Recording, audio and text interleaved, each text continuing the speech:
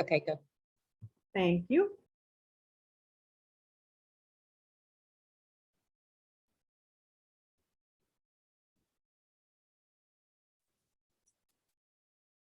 Hi, folks. I can see everyone coming in and connecting. We encourage you to turn your cameras on because we want tonight's conversation to be just that, very, very conversational. So I'll officially start the program. I'm Sarah Farrow-Crowley, Director of Alumni Relations. So thank you for joining us tonight. It's wonderful to see so many alumni, students, faculty, and staff here. I see lots of familiar faces and new ones too. That's just the way we like it. I'm honored to introduce the fourth virtual conversation in the Alumni Conference on Diversity, Equity, and Inclusion. A year ago now, we partnered with alumni volunteers to develop opportunities to best foster open dialogue together. We put out a call to alumni, faculty, and staff, and as a result, have a passionate and committed group of individuals on the planning committee who have worked to present tonight's virtual conversation. It's a pleasure for me to introduce the committee to you. Bear with me, I'm going to read their names off a list. They've done a lot of work. I don't want to miss anybody. Carl Archett Jr., class of 2016, is Associate Director of Development, University of Florida.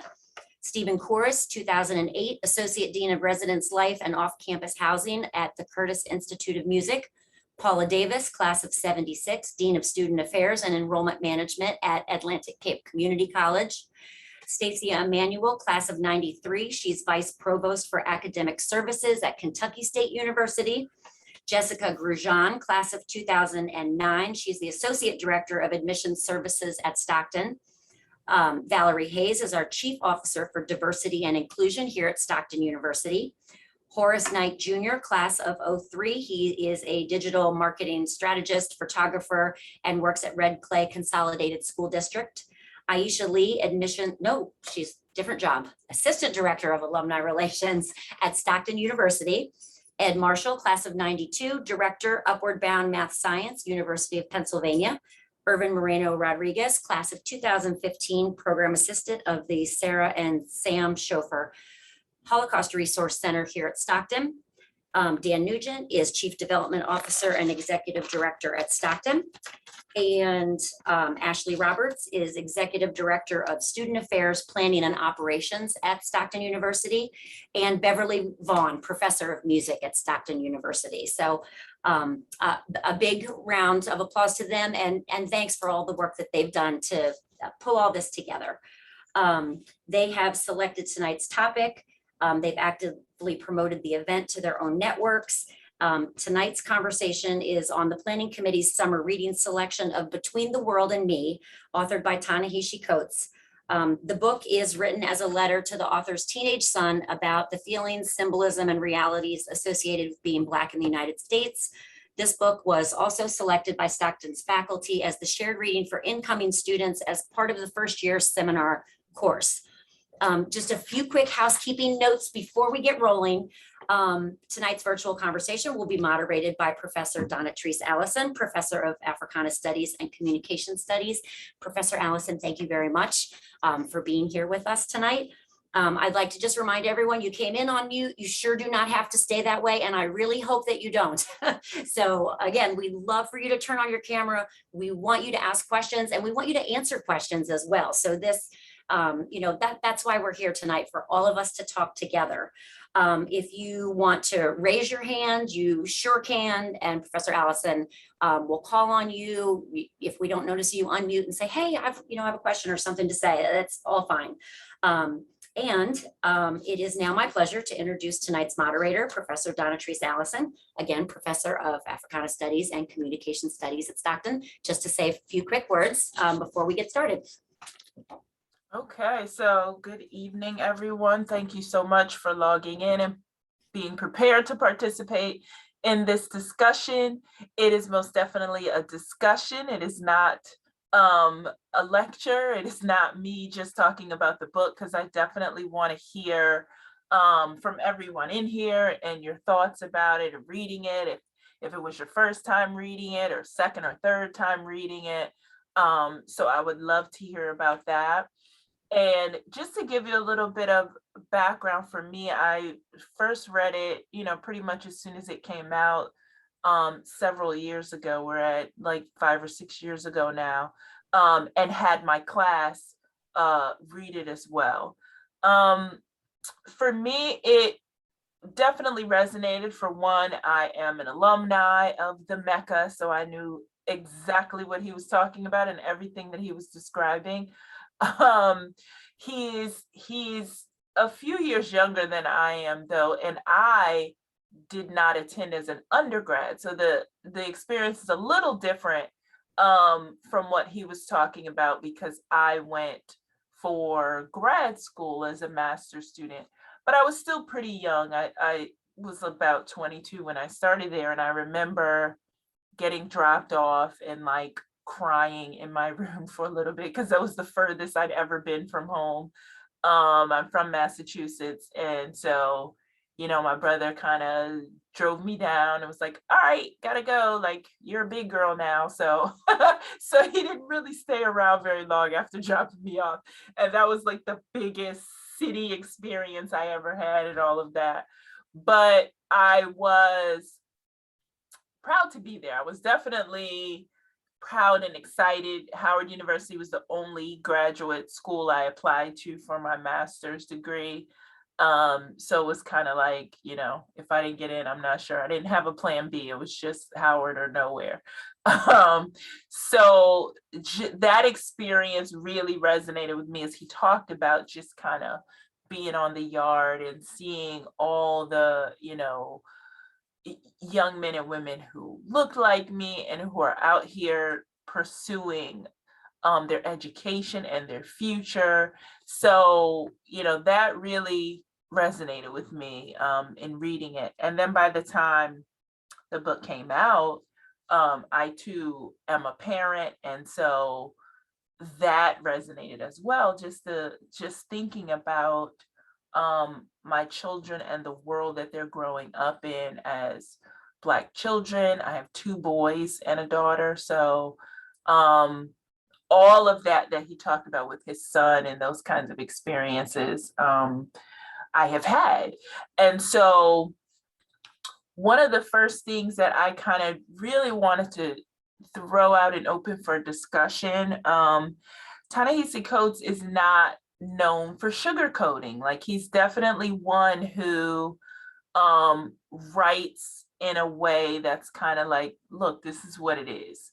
And I appreciate that, but there are some who kind of feel like, well, where's the hopefulness, or where's the positivity in it?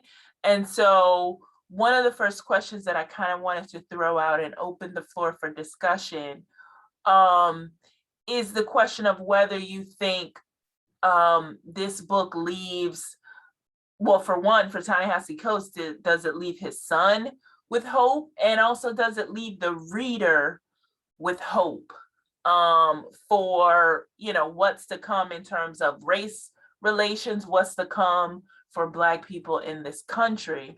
Like, in reading the book, did you feel hopeful or hopeless at the end of it? So I would love to just kind of open the floor and hear from folks about how you kind of felt after you finished it. And so anybody can just kind of jump in, unmute yourself, and let's have a conversation.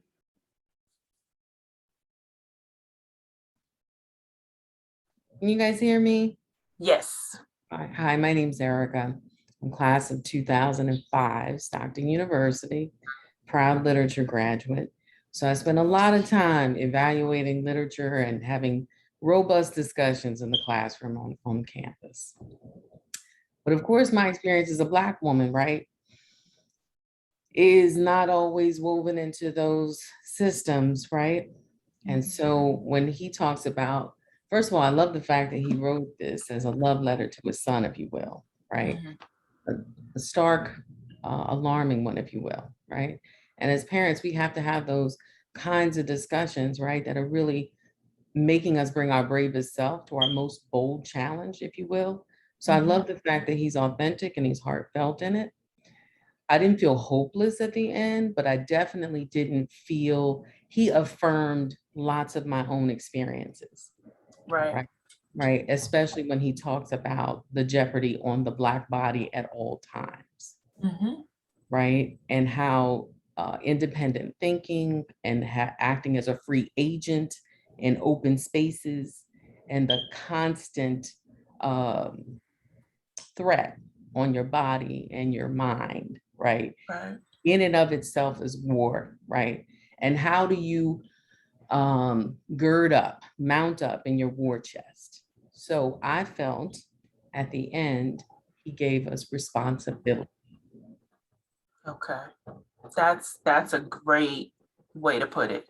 That's a great way to put it. Kind of responsibility, and think about, you know, I've given you this information and now what do we do with it? So I love that. Irvin, I see your hand.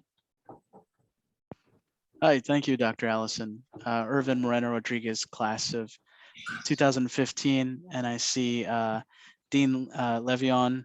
She was also one of my professors, so special shout out to Professor Levy. I actually want to go back to the very beginning of the book with, I guess, the excerpt from Sonia Sanchez's poem, which reflects on Malcolm X. And while I thought the book was tough, I mean, it's a tough life. You know, I have had my fair share of experiences growing up and dealing with racism, everywhere. It's racism has followed me everywhere. And but Sonia's Sanchez's poem, I think at the beginning, I'm so glad it was placed there because she speaks not about being remembered. That doesn't do anything. It's you have to do the change in life, living now. Everyone's going to die. She talks about violets will follow her, but it's about the change now. It's about the change that you do today, because she Right. reflects on death and how really remembering, what does that do? So I thought that was really interesting how that part of her poem was placed at the beginning of the book. So that kind of put me on track of, yeah, it's going to be a rough book, but look at the end and look at what the author is trying to tell me, or at least his son, Right. Right. And also you bring up another good point that, and I don't know how many of you already knew this in the reading, but he's also kind of inspired to write this from a James Baldwin letter that Baldwin wrote to his nephew, which sadly has so many similarities, even though it's decades apart. And that says something about what was happening in Baldwin's time and what is still happening in the time that this book is written. So that's something to really think about, just in terms of where we are in terms of race relations in particular, and where we have yet to go. So I think that Coates definitely is trying to say, look, like, this is what it is. This is the reality of what some of us are going through out here. And so that's really important. And again, inspired by Baldwin, who was saying so many of the same things in, I forget, I think it was like 1962 or something like that, when the letter to his nephew came out.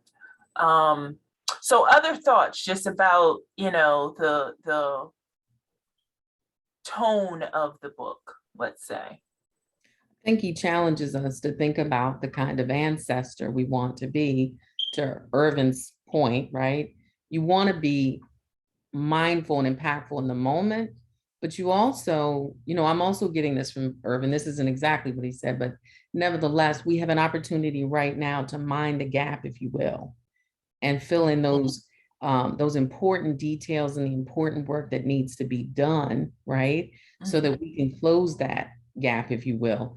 And the goal is that the more that we're doing meaningful and impactful work, and that's mostly on ourselves, so that we can then go about doing what needs to be done outwardly in the world, right? And part of that I feel is crucial, is that you're thinking about the kind of ancestor you want to be, but you're also doing it while you're actively living in this space, in this real time, in this real world, making for certain that these broken systems that are barren of justice or lacking equality are actually being called out, being addressed, right? Reparations are made, right? And the importance of apologies, heartfelt apologies being given, and change behavior. Right. Yeah, absolutely. Who else But had thoughts about? Okay, go ahead. yeah. So wonderful insights. I love this. But I'm thinking along the lines of there's a sociologist. He's at Yale now, and he did this. Elijah Anderson, and he did a lot of original work on this concept of, in a sense, giving value to the urban Black experience, really starting to look at it more from an academic standpoint. And I think one good thing about the comparison between that and Coates, his writing, as well as, if you're thinking about Baldwin and, the letter to his nephew, oftentimes we get caught up in this thing of other folks having to, unless they give a stamp of approval or give some sort of value to our experience, I think that's kind of been a challenge, right? Who's he really writing a book for? And I think in work like with Elijah Anderson, what he was doing is saying, look, other folks may not understand it, but and there's going to be a little good here, there's going to be a little bad here, but what I want folks to understand is that there's value to your overall experience, right? And so as you're sitting around and you're thinking about, why is this happening to me? Or other folks are looking at, they can have turmoil in their life and see value in it, right? It's going to build, make me a better person, make me stronger. But they look at the negativity in your experience and see absolutely no value in it, no worth in it. So they never want to acknowledge it, especially if they're playing any kind of role in it. So I really think about his writing and to his son, it's really to his son and to other individuals like his son to say, look, you're not invisible, right? I understand what you're going through.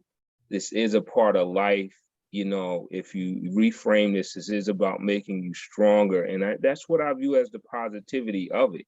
When I've shared these pieces with urban young men, for them to sit there and be like, man, this is just like what it's like when I go in my grandma's neighborhood. I leave my neighborhood, go to my grandma's neighborhood. I got to be careful because, I'm not supposed to be over there, but grandma and mom don't always understand that, but there's something about it that could make you stronger. So I do see value in it.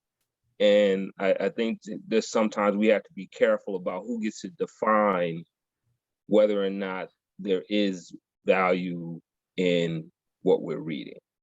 Right. Yeah. Yeah, that's a great point. And oftentimes, we look outside of the Black community for that validation and then don't get it. And then we're kind of upset with that. All the stuff that just happened with the Emmys and all of that. It's kind of like, oh, we're not getting recognized for.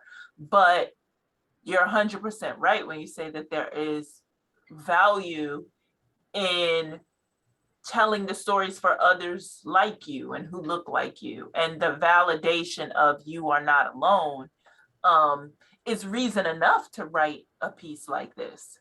And so, I love that you kind of to put that out there as well. I see Summer Hill. Hey, how you doing? It's been years. Has it been like a decade? At least, but Great to see you. look younger than the last time I saw you, and you look 100 Thank years you. older. So I don't know how that works out. But yeah, no, I definitely want to follow up on what my dear brother Ed said, and that is the validation point. You know, I'm reminded of Tyler Perry. You know, he loves to say this whole thing, and it's very true about, you know, people were preoccupied with hashtag Oscar so white. Meanwhile, he built an empire telling his story to the people who were involved in that story rather than being concerned with Hollywood's validation of his story. He kept telling his story, kept failing, and telling his story to his people. And then voila, you know. And so I agree. It's as Erica said, it's incumbent on us to take responsibility to Definitely. believe in ourselves wherever we may be in the face of no agreement, even in those places. Right, right. So what do you all see as the difference or the distance between when the book was written in 2015, when it was published, I should say, and now?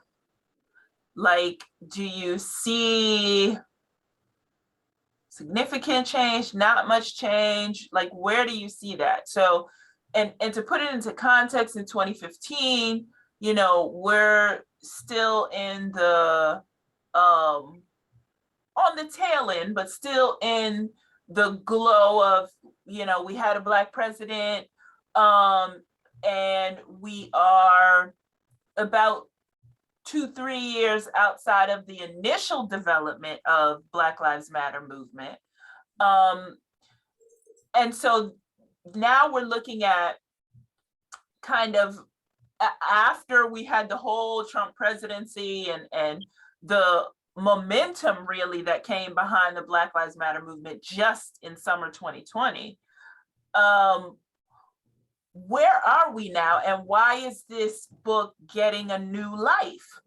Because again, you know, it's not like this book just came out, but there are other schools like Stockton who are deciding, yeah, this is something that we want, you know, the whole community to read. And so I was a part of that selection committee that said, yes, let's have all the freshmen read this book, because in so many ways it's still relevant, for better or for worse. It's still relevant. So what do you all think about that, just in terms of, you know, where we are in that 6-year span from the time the book was published to now, to be still reading this book and talking about this book?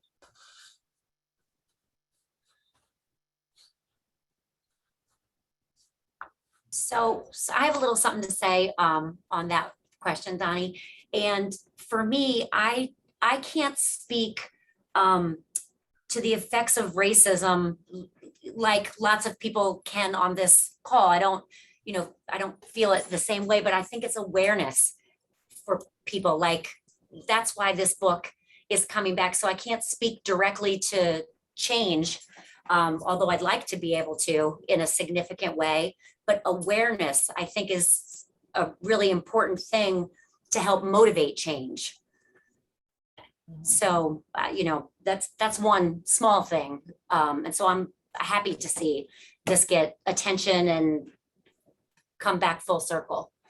Right.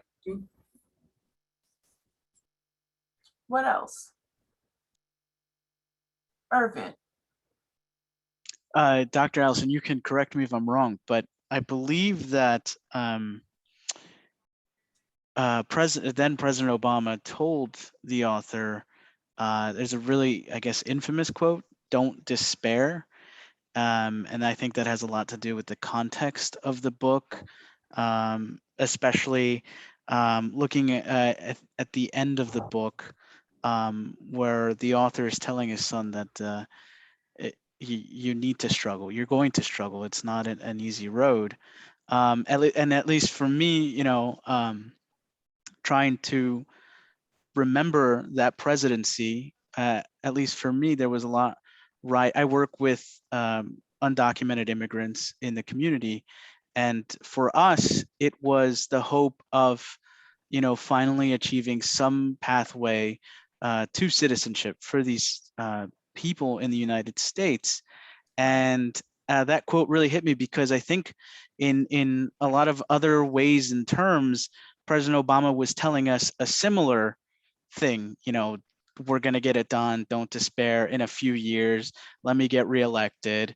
And so that's kind of, at the end of President Obama's presidency, I know a lot of us, and particularly eventually dreamers that came about during that administration, sort of were left, saying, oh my, what's going to happen next?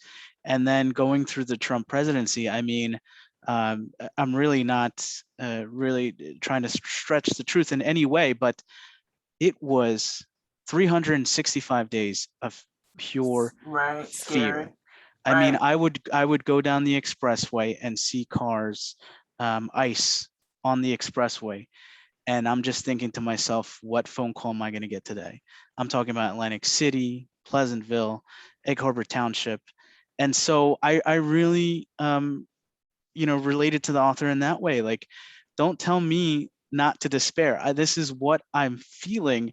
And let's not try to sugarcoat it, I know, so that's sort of how I put in context, I guess, the book. And I think this came out about after a series of conversations with President Obama. I think that was kind of like the initiation, but that's sort of my personal, stance in relation to, the context of the creation of the book. Right. Yeah, well, he also has another one that I think that's the one that came from the series of conversation. We were 8 years in power.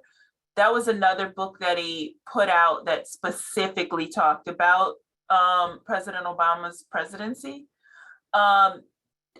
This one, he more related to police brutality and those particular murders and the lack of seeing justice happen, essentially, and trying to explain that to your child at the time. I remember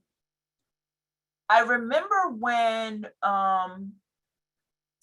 the Central Park the movie on Netflix that came out, When They See Us. I'm blanking. Thank you. I was completely blanking on that. But When They See Us, when it came out, I watched it first, and then I was really debating about whether to show it to my sons, because it's kind of back to that question of, like, how much do we need to tell them? It's like robbing your child of their childhood, but at the same time, for a Black boy, if you don't, that could mean their life if you don't tell them, right? So when that came out, I think one was 16 or 17, and then my youngest son was 12, and it was kind of like, but Tamir Rice was 12, and look what happened to him. So it was kind of like, I've unfortunately have to put them through this. Because for me, like, the first, when I watched the first episode, and I actually had to, I didn't watch it all in one sitting. It was too emotional for me. And so I watched it, then I came back and watched the other episodes. And then I had to decide, okay, now I need to watch this with them, because they need to know about this and what could happen if you're in a situation where you end up in a police station, right? So yeah, just the idea of having to, take your child, as Black parents often have to do, and sit them down and say, look, this is what it is. It's not all elves and chimneys and candy cane. Like, it's not that for us. And in some ways, you know, you could say that's not fair, but in other ways, it is life or death. You know, they have to know in order to survive. And it was about, I want to say 6 months to a year after sitting down with my oldest son and watching When They See Us, that he was racially profiled and stopped by the police when he was taking a walk. And the first thing he did was call us and have us on the phone the whole time. Like, because again, like, he knew based on what we had discussed after we watched that. Because I said to him, listen, you know, you're gonna be 18, and so it'll be their argument that, well, you're 18, you don't have to call your parents, we don't have to call your parents. But you know, lucky for him, his dad's a lawyer. So I was like, look, 18 or not, you could say, I still want to talk to my dad, he's a lawyer. So that was his immediate thing, is get us on the phone and keep us on the phone. So these kind of things are really a matter of life or death. You know, the kinds of things that Coach is talking about and telling his son, the kind of things that Black parents have to tell their son are matters of life and death. And, you know, some may think that's a big statement, but that is the reality. So again, you know, I'd love to hear from you all about that idea of where we are today, 6 years after this book came out, and what we've seen, and why it continues to be necessary to have young people read this book and know about the kinds of things Coach is talking about. You know, Doc, I think one of the challenges I have with this is that, again, you know, I don't know of any other group that, you know, in a sense, is always put on the defense, right, of having to justify, you know, why they may bring to light the some of the negative aspects of their experience, right? Because, you know, yes, this is part of the life, part of growing up. But again, I think what this book is doing is it's integrating that experience and giving young men an opportunity to figure out how to navigate, you know, that through that discussion. So when you have that conversation with your sons, what you're also doing is you're validating it as just part of their existence, but you're giving them an opportunity to have discussions and figure out how to navigate that part of their existence. You know, now, if you look at other groups, right, in terms of this idea of thinking even about what's changed, what hasn't changed, you know, whether it's changed or not, you have other groups, you know, if you look at the Jews with the Holocaust, right? You know, nobody wants to obviously relive that, but that's not going to get erased. You know, Stockton has a Holocaust Center. That's not going to get erased. It's talked about, it's discussed. You know, there's good things that they talk about, but that's also something that is going to constantly be dug into deeper, constantly having conversations with it. Maybe not even necessary for the idea of things changing, but just for folks to kind of understand that this is a part of who you are, your existence, you know, in this country, other places. So that's, I think, how I view, again, this book. It's Right. it's a talk, it's a conversation about a part of his son's existence and something that his son may have to navigate. All right. Whether or Right. not there'll be change that comes about it, I don't know. Okay. Just like the boy, you know, you look at things like Miseducation in Negro with Carter G. You know, you go back again to looking at James Baldwin. That stuff will always be these references to go back, and you need to read it once in a while just to say, wow, okay, I got to remember, like, this is part of who I am, what Right. defines me. I don't know how much has changed, but it's important that I go back and at least read that now and then to understand how to navigate, to understand how real this is, and not necessarily shy away from it, go in the covers, pull the covers over your head and hide. It's just like, this is life. And somebody's putting it together and helping me to give some value to it and as a part of my existence. So I don't know if I would ever even look for anything to change, directly related to his writing. It's just, it's just in a sense a way for me to help navigate. If that makes sense. That makes it's a great point, because I still have this semester, my students are reading The Souls of Black Folks, and that book is well over a century old, but so much of what it is saying is still relevant that students need to understand, right? So that's a great point. I see Gianna, I see your hand. So I'm a freshman, and in my freshman seminar, we were watching a bunch of interviews from that Ta-Nehisi Coates did. And in his 2015, like throughout the interviews, we see how the book skyrocketed in around 2017 and 18. And now in 2021, it's being banned in multiple counties across America.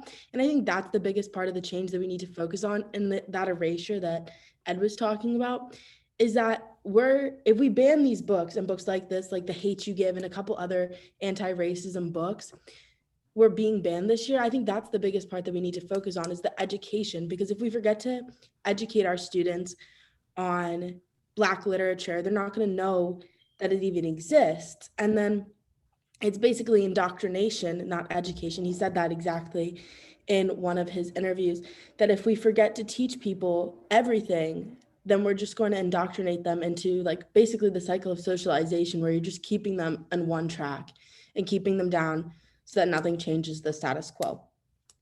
Right. Excellent point.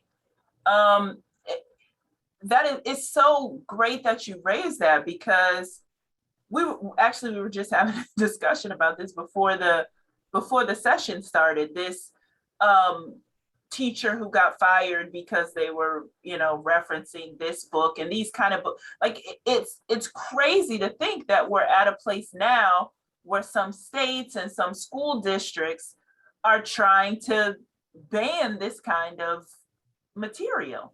And I'm not sure what you think that's going to do. It's trying to hide the realities of racism in this country. Is going to do what exactly? And some of their arguments has to do with, I don't want my kids to feel bad about themselves in knowing about all this stuff, and that argument always baffles me, because of how long Black children had been made to feel bad about themselves for so many other reasons, the stereotypes and media and all kinds of things, and all kinds of ways that Black children and young people were made to feel bad about themselves. But now that we are trying to put forward more anti-racism type literature, then there's this fight to say, no, we don't want our kids hearing that and having to face that and feel bad about themselves. So, fantastic point that you just raised. Erica. My apologies last time about my disconnection issue with my internet. Can you guys hear me now? Yes. Yeah. I know, right? 2021, what can we do, right? And so listen, a lot has been said. I just wanted to kind of go back to what you were saying about the innocence of children. And sadly, quite often, and I've integrated this into my teaching and my coaching as well, that the innocence of Black children is that they have to choose survival over childhoods. And I think that should give people great sadness.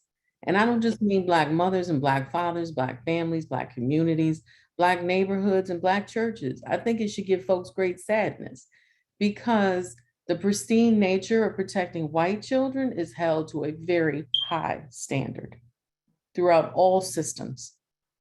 And that should make folks sad that Black and brown children don't get that same treatment, right?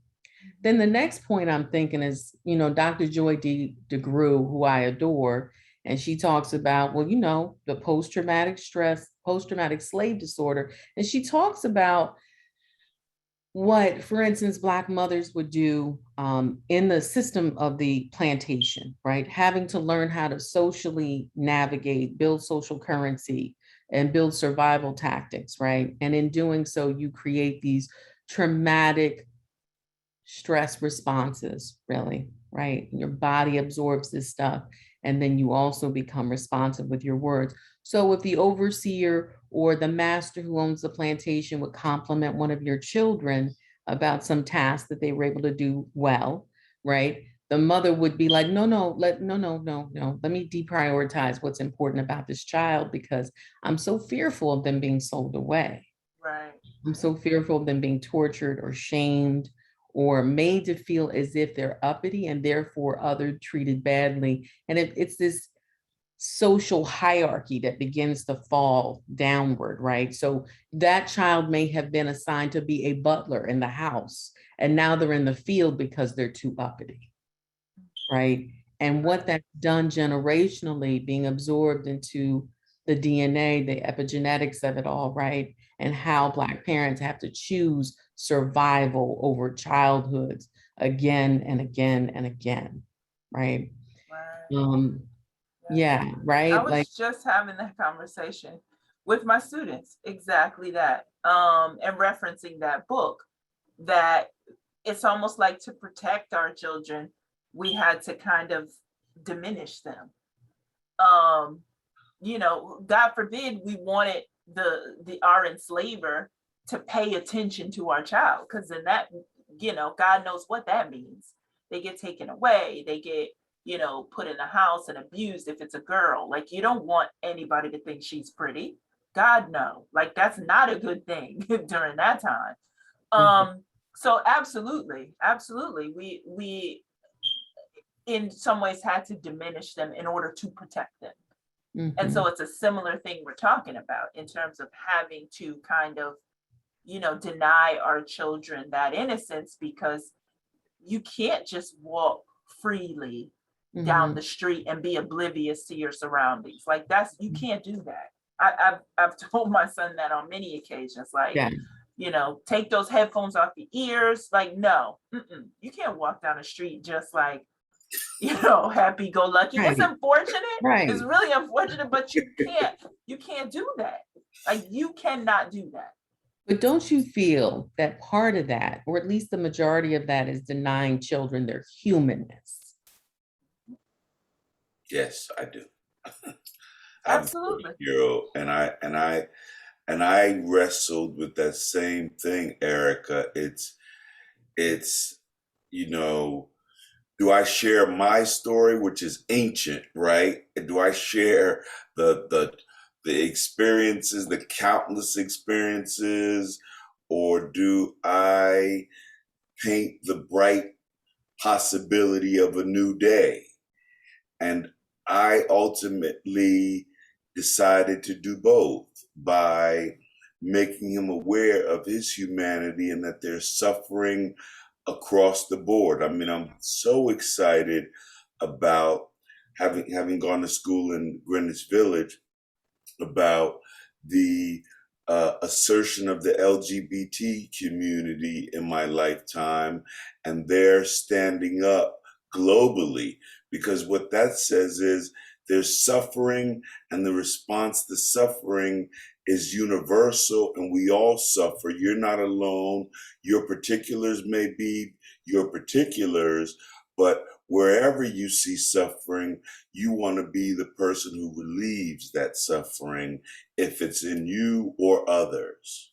Right. Yeah, absolutely. And there is a way to try to give them both, to give them a measure of hope, but also the realities of, like, you still have to pay attention to what's going on around you, because these are the realities and these are the kinds of things that can happen to you. So yeah, that's absolutely an important piece to all of this. What other things kind of, resonated with you or even troubled you in reading the book? I usually ask my students that, like, is there anything that was just particularly troubling to you? Any of the stories that the author told that hit you in a particular way?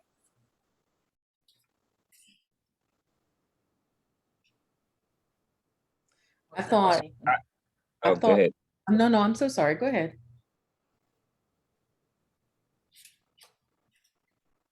Let's not Go ahead, war. Erica. Okay. Go ahead, Erica. I thought what he said about disciplining our children out of fear is so profound, right? That whole idea of having institutionalized systemic violence, right, inflicted upon our bodies, right? And how that's been absorbed not only into our bodies, but within our practices as parents. And to the outward world, it may appear as though physical discipline is just physical torture, but built in, if you will, is and forgive me for this word, it's a built-in blessing to keep a healthy dose of fear for your children so that they can therefore navigate the world more safely, because you're not giving them the pretense that they're operating under the same rules and guidelines. Right. But he actually talked a lot about fear in general. Let's get into that, because he talked about how this idea that, you see these men and boys on a corner and they're kind of gritting on one another. And, he went into all of that being a part of this fear that you just mentioned, that exists in Black communities, impoverished communities, those communities where fear is it's a survival tactic in some ways, and why you can't be out there, smiling and just all of that, because of those kind of surroundings.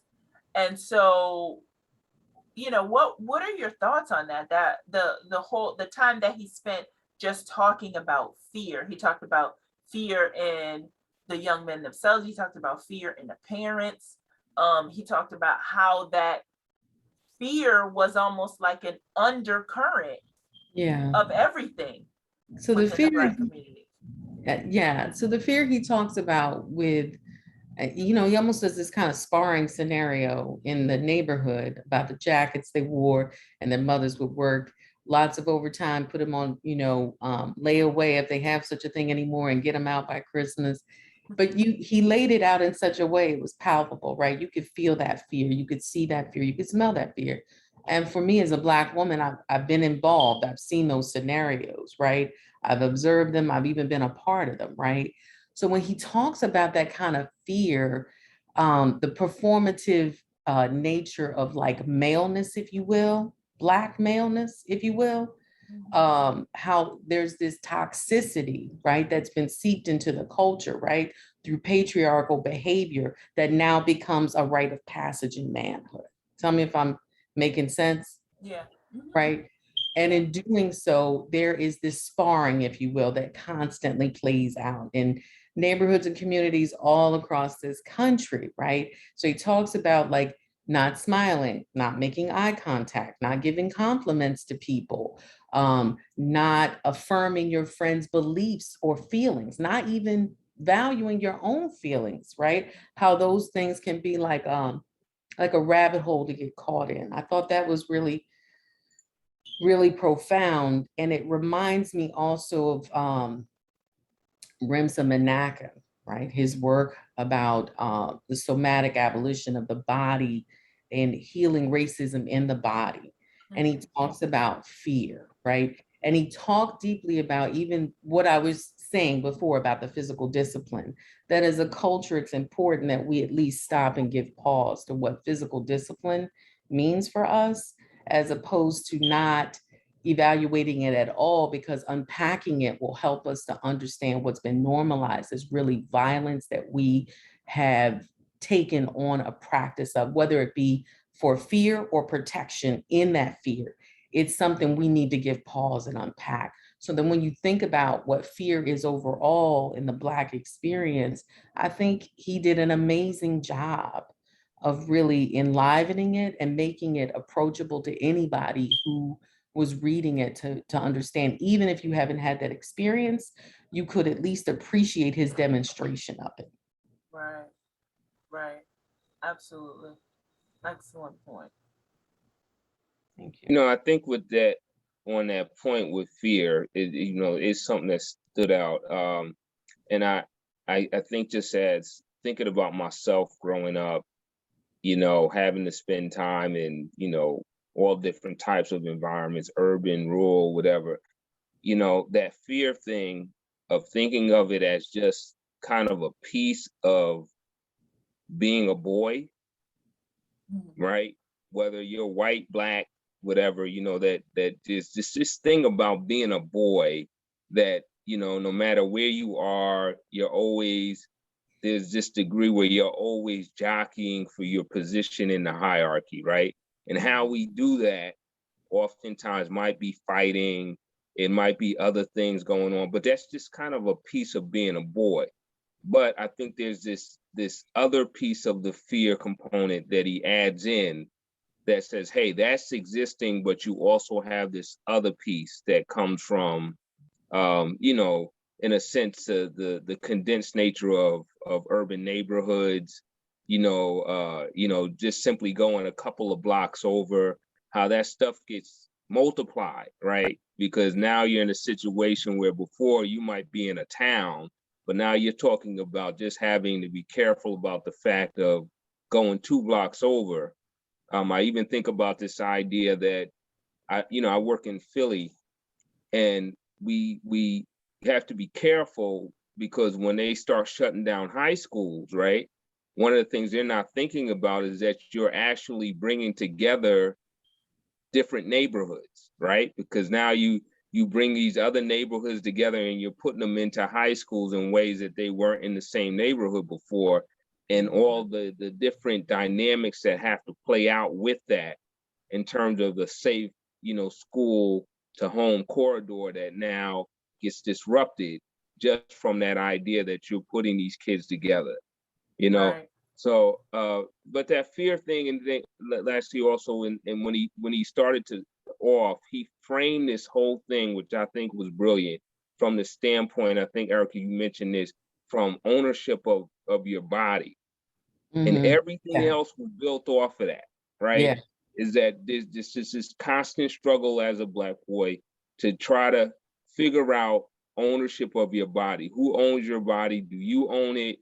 And then what are the different ways that folks try to own your body, whether it's through fear, fighting, what clothes you wear? Like, it's just this constant struggle that you're in terms of trying to make that determination of who owns your body, and then everything else kind of branches off from that. Right. And he describes all the different ways that you have to engage in that battle. Right. Exactly. Exactly. Irvin, I see your hand. Oh, thank you, Dr. Allison. I think this may refer to an earlier question that you posed, but I think gaslighting is a real thing that we have to be on the lookout, especially with the alternative facts, right? That's come out, and then with the author writing about his experiences, they're written, they're I guess in another way etched in stone.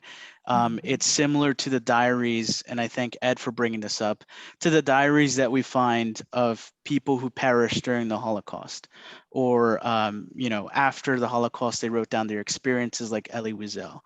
And at least for our Holocaust Resource Center, one of the mission statements is not only to commemorate the Holocaust, but to develop this sensitivity to racism. And when you talk about the Holocaust, you have to talk about the Herero genocide, the first genocide of the 20th century in Africa, where German forces learned the same techniques that they used later during World War II to inflict and really try to destroy the Jews in Europe. And so really, there's a famous term that comes when you're studying, that you learn about when you're studying the Holocaust, is never forget, right? And, you know, if we don't write down these experiences, I feel like this problem, gaslighting, is only going to get worse. And we're going to be seen as the crazy ones, like, oh, this never happened. It wasn't that bad. Oh, you made it out all right. Something that I hear a lot personally is my parents are immigrants, and people are always like, oh, you're living the American dream. Oh, boy, what dream am I living? Right. You know, what dream are the people around me, my neighbors, living? And so, and even, you know, when you study about the Holocaust, it just doesn't end in 1944 when Allied forces defeat the Germans, right, or the Japanese. You know, you talk about all the way to the 1951 in the United States, where you know, Black scholars create the petition to the United Nations called "We Charge Genocide," about the pain that you know, African Americans have felt in the United States, taking it to the United Nations. And, you know, only one white journalist writing positively about that petition being brought up to the United Nations, right? But imagine if we never had that. That didn't make much of an impact then because it was mostly ignored. But now, you know, it's not like nobody resisted. This is it. This is the 1951 petition submitted to the United Nations, and the world turned their backs on that petition. So it's like writing down these stories. Like this is the struggle, and we're not making this up. We're not, you know. So that's where this whole gaslight, and it definitely came out in the previous administration. You know, just trying to really minimize and forget our experiences. They weren't true. So yeah, and that just the denial of those realities of so many people that, you know, Coach talks about in the book, people that others have talked about in their book, people James Baldwin talked about how many years ago, like all of that is documented. But then there are those trying to deny students reading that stuff. You know, so it's a constant battle. Like I often tell my students, and you know, sometimes they have a class with me and do feel a little bit overwhelmed by the stuff that they're learning that they never learned before. And you know, sometimes they do feel a little bad about that. You know, that's the reality. But at the same time, this is stuff that you need to know in order for us to ever move forward and make any kind of real progress. And for you to be a part of that real progress, you need to know the real deal of what's been going on in our society, and not just continue to kind of, you know, gloss over and put blinders on for this kind of information. That's certainly not going to get us anywhere. And so often students in my classes will say, like, they're upset that they didn't learn about this stuff before. Like, why didn't we get this in high school? Why didn't we learn about any of this before? And the reality is that denial, that, you know, attempt to erase the realities of this country. You know, we oftentimes will hear on the news something will happen, and then people say, oh, today America lost its innocence. And I always chuckle a little bit when I hear that, because I'm like, really? Like, when you know, when was the innocent period? Let's talk about that. Let's try to figure out when that was. But we try to kind of paint this glorious picture of the country without acknowledging the dark underbelly. That's not doing any of us any good in reality. Okay. Erica. There's a lot to say here. Lot to say. I think Irvin said some amazing things. I just want to, you know, just give you a nod, right? You talked about Treblinka. Something people rarely ever talk about is how the gas chamber was perfected using Africans, right? And how literally 80 years prior to that, when it was being utilized on Africans, right, for its perfection, it could have literally spared the Holocaust, at least in theory, right? At least in theory, to exercise that type of torturous behavior and death upon people as a weapon, if you will, right? And that needs to never be erased. It needs to always be taught. I think we can frame that for children, even in a way that's manageable for them. And of course, adjust it as they move up accordingly. The other thing that Irvin was talking about was erasure, that I think is so crucial, right?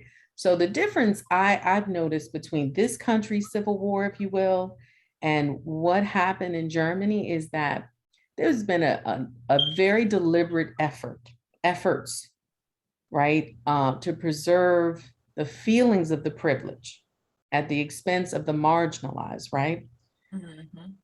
And so intentionally, the stories were erased from history books. The war criminal activity that went on in the Civil War was not indictable. It wasn't indicted, it wasn't prosecuted, it wasn't recognized as criminal activity, right?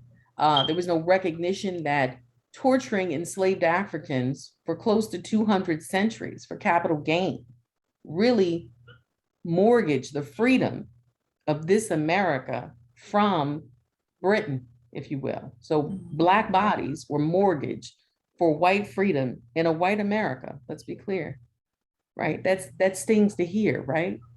So I think people need to sit in that discomfort and come to the realization of that. And a lot of the problems we have today are not in the past. They're because the past wasn't properly recorded on purpose.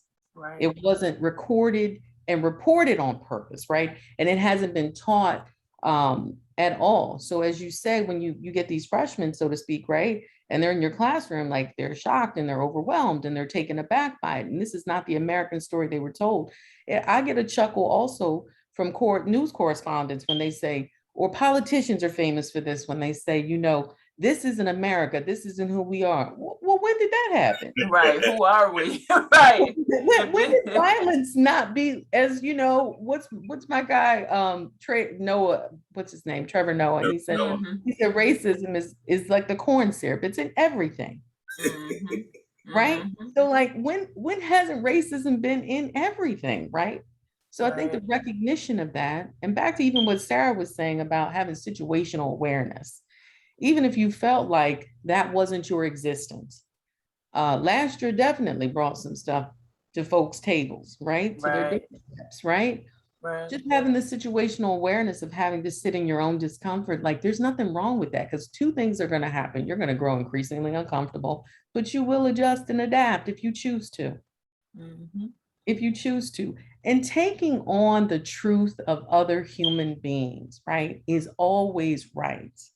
Right? Your humanity will always be fractured as long as you are capitalizing from someone else's inhumanity, right? So the recognition that people have suffered greatly in this country, right? From being enslaved, raped, tortured, financially, all these capitalistic systems that have been designed to work against you. I don't see how that is wrong to teach. And I don't see how it makes one side feel less favorable about themselves than another side, if you will, right? This is just factual truths that exist. And sometimes facts are uncomfortable. And we can, listen, we're capable. You know, there was a time we didn't have email addresses. We didn't have cell phones or cameras in our cell phones. We all adjusted. Right. You know what I'm saying? Yeah. So folks are capable of adjusting. Let's give folks some credit that they can actually adjust. It's going to feel uncomfortable for the power majority, right? But here's the beautiful side, is that the marginalized, right, are feeling more empowered and emboldened. Dr. King said that we have to make the uncomfortable comfortable and the comfortable uncomfortable, right? That is going to be provocative. And that is going to be change forming, if you will, to make people shift themselves from that discomfort. Right. And sit in it, like you said. I mean, you know, some of us have no choice but be in it, and others have had the luxury of choosing to be involved in conversations about race and racism and choosing not to. Right. Some of us don't have the option of saying, yeah, that's something I don't want to face, so I'm just not going to deal with it. But more folks need to elect to be part of things like this, even these kind of conversations, and saying, it's, it's a little uncomfortable, but you still need to be here and be a part of these kinds of conversations, because we're never going to move the needle without them. So yeah, excellent points. Ed, you had your hand up. Yeah, I just wanted to say quickly, and it actually flows right into the comments that were just made, is that, one of the reasons I love these types of conversations, is that we have a responsibility. I think if we really want to see change, right? We talk about this idea of the comfortable becoming uncomfortable. But I think at the same time, we have to create, in a sense, a safe space for that to happen, right? Because what I always get concerned with is that if we don't create a space where folks can talk about this stuff, and that it's okay not to be 100% on point, right? That it's okay to say, well, hey, this is my perspective.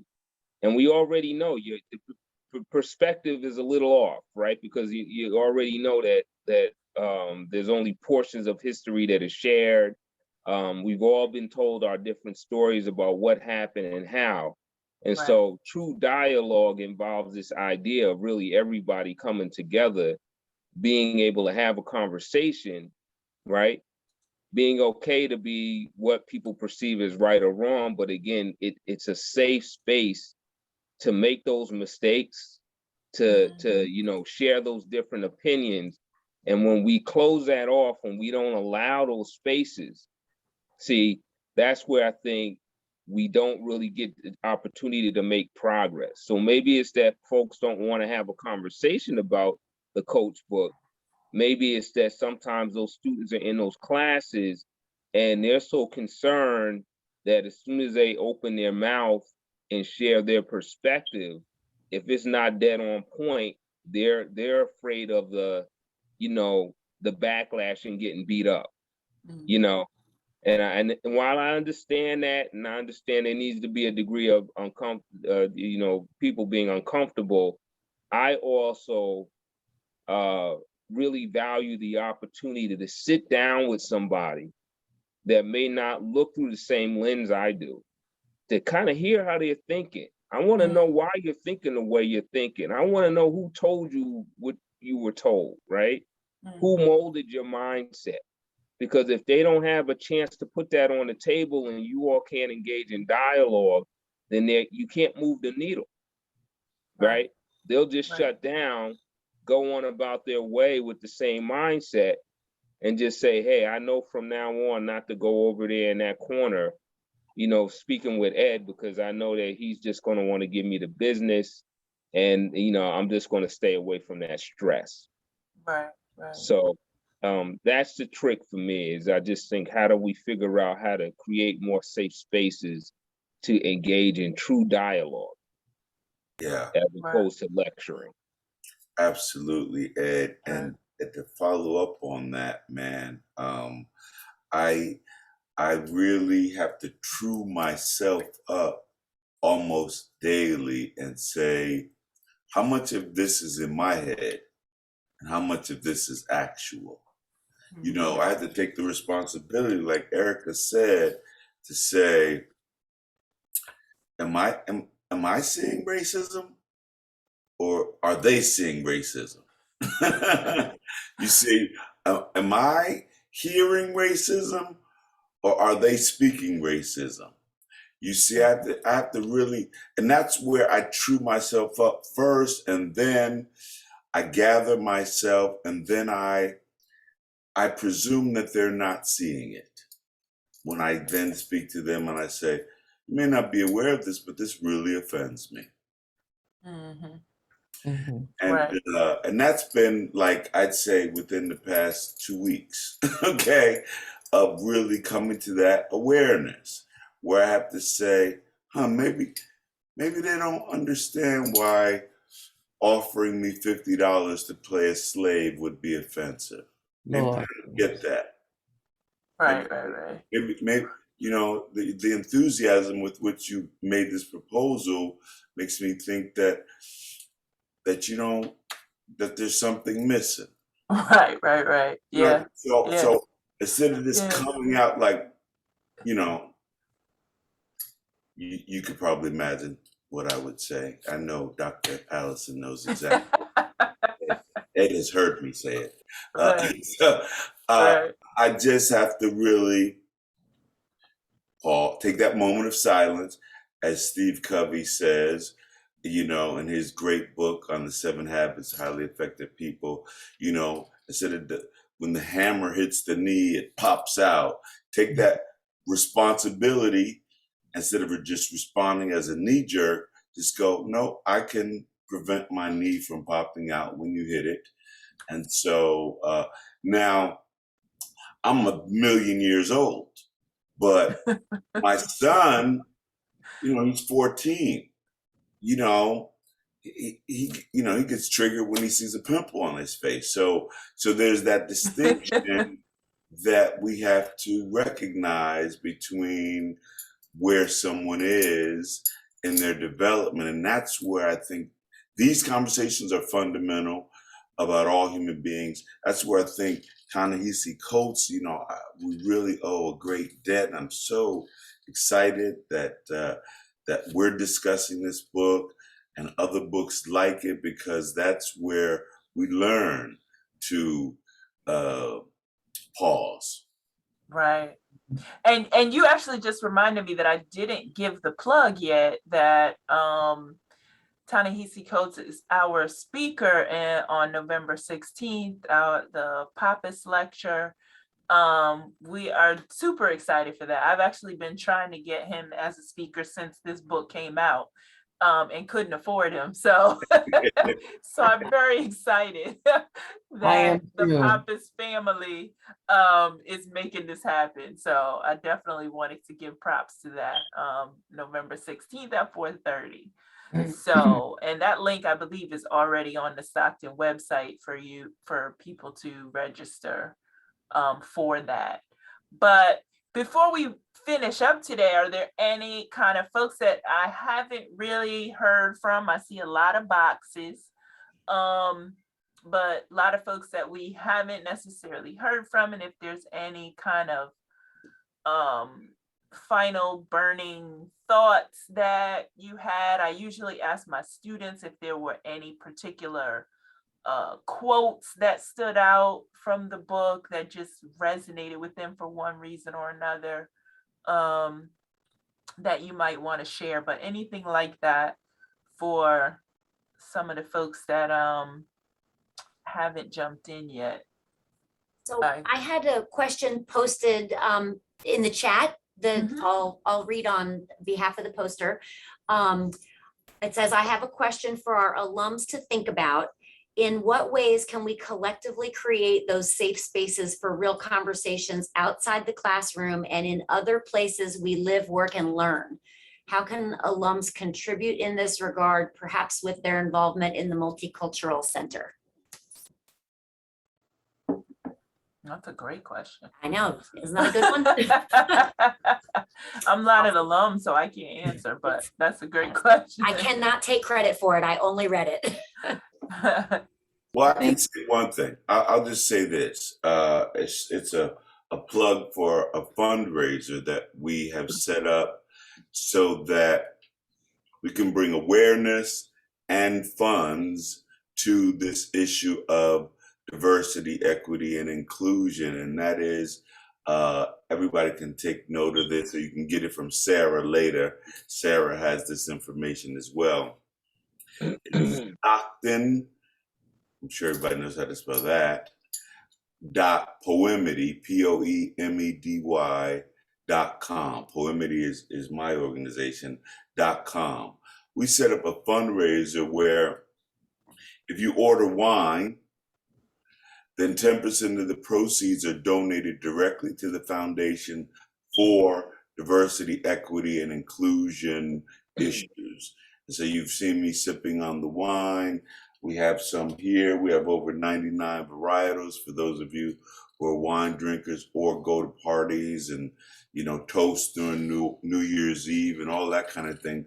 You'll see on there that you can contribute, because one of the things we did not discuss, and that is just the pink elephant in the room on this conversation, right?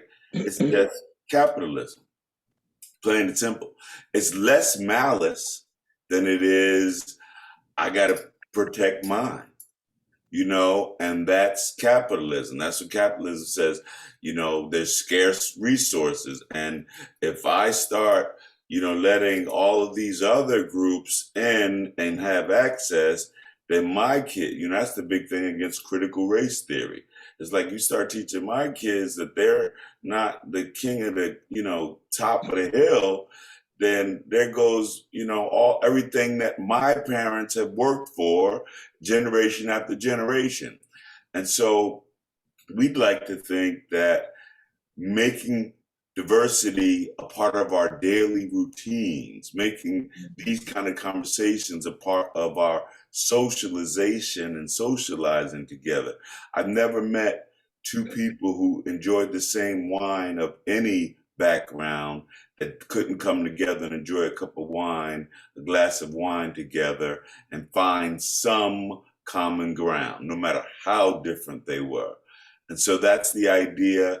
And we're going to be doing that ongoing in perpetuity. And we're really excited about that partnership, because the big word we've all been talking about is hope.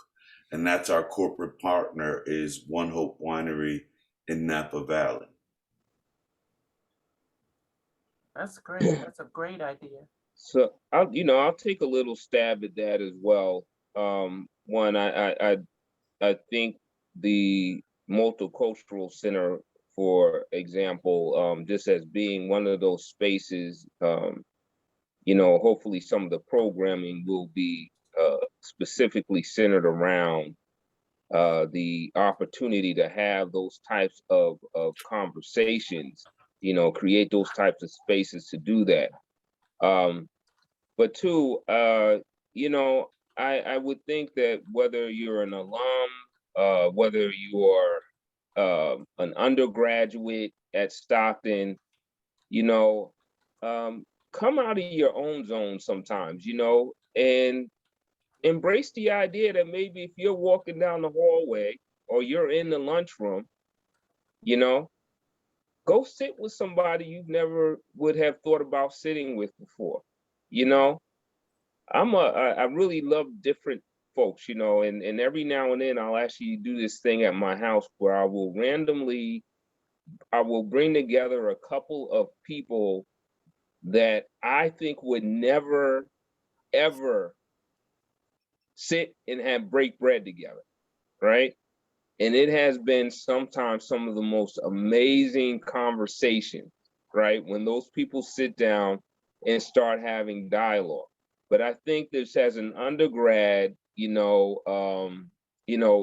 you just being there on that campus, seeing someone that you traditionally would not sit with, go up and have the courage to sit down and just strike up a conversation. But as you were saying, wine does it, food is a good way to do that. They got to eat. Hey, can I join you? Can I sit down here and join you and just, introduce yourself and have a conversation? I'm not saying you got to be best friends when you're finished, okay? But it'd be really interesting to say, hey, I kind of got a new perspective on some things, and I think that that's really helpful. So, it doesn't have to be groups, folks. You could do this one person at a time. I think you'll find, because you never know that one person that you have that conversation with. If you manage to get their thinking to change a little bit, you don't know who they might be able to go back and have an influence on over Thanksgiving dinner, right? They might get thrown out.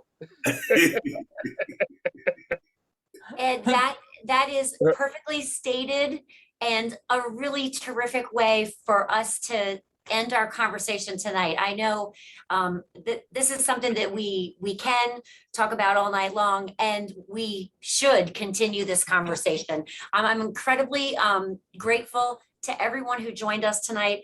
I'm especially grateful to Professor Allison, who I happen to know has a 7:30 meeting tonight. So incredibly busy person who made time to do this and really help move this really important conversation along. So please, everyone, stay tuned for our next conversation, which will be in October.